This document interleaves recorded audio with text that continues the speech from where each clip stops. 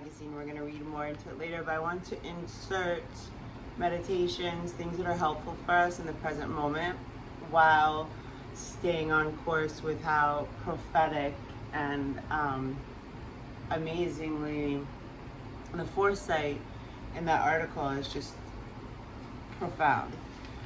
But so I just randomly picked an article. I just let it come to me about why I printed this one. It's just like a random person. Well, I'll give him a shout out. AJ 14th Growth Man. Read body language, signs, gestures. I think it's really important now as more and more deceptions being normalized. I mean, I think we always had a healthy distrust of big government. Most people do, and sort of like an acceptance that, in certain places we just have been accepting it because that's the culture we were born into. We didn't choose so much of what is manifest in our life on those external sociological levels. Does that make sense? So I thought with the intention of practicing honing in on your own intuition, and that we could talk about this, because I, for example, have always had this I realized what a handicap it was probably when my dad was sick. I was running my studio on the other side of the country, and it was just when someone would like snap and lose it on me and I would just be thrown completely off guard. It was after usually months or weeks or a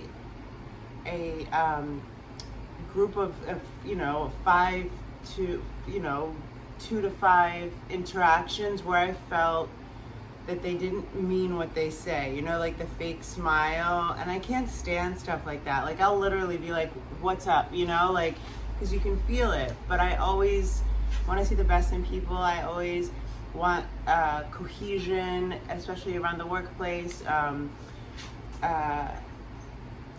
to that end, I also overly spoiled in every area that I could, even sometimes, like making sure everyone was paid on the 15th and the 2nd of every month, or the 16th and the 2nd of every month. My mentor at the time was like, you're just training them to expect checks on the 16th and the 2nd of every month. I personally have never been paid, except when I was getting like cash payments as a dog walker in Georgetown when I was 11. I always got paid like 2 weeks after the period ended. Hold on, there's some apples in the oven. I can remember that. Bacon apples. Let's do a little bit. Anyway, so honing in more. I mean, you see these people, especially you guys that are still tenaciously holding on to even Fox, thinking that that's real news.